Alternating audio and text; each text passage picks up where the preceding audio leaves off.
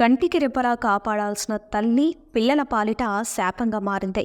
కుటుంబ కలహాలతో ఏకంగా పసికందులను నీటిలో ముంచి హత్యాయత్నం చేసిన సంఘటన సిద్దిపేట జిల్లాలో చోటు చేసుకుంది.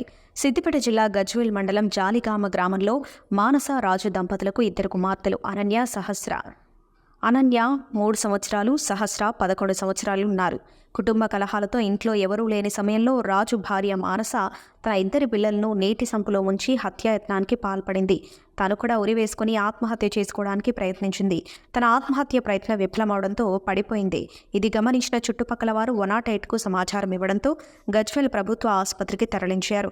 పరిస్థితి విషమించడంతో గాంధీ ఆసుపత్రికి తీసుకెళ్లారు. పిల్లల పరిస్థితి కూడా విషమంగా ఉంది. పచ్చో బట్టలు ఉండాలంటే చున్నీలు ఎందుకున్నాడా మనకు అర్థమైన కాడికి చున్నీలు ముడిపెట్టున్నా చిన్ని కాదు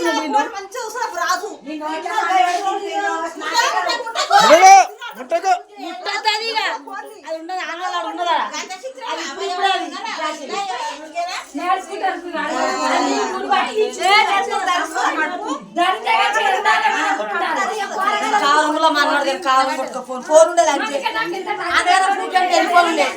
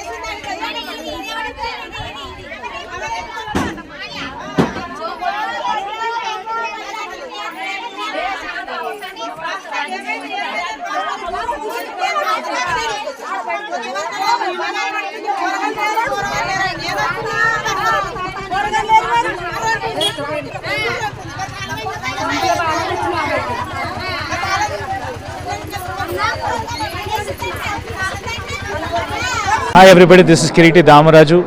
Like, share and subscribe to Saira TV. Oh, Saira!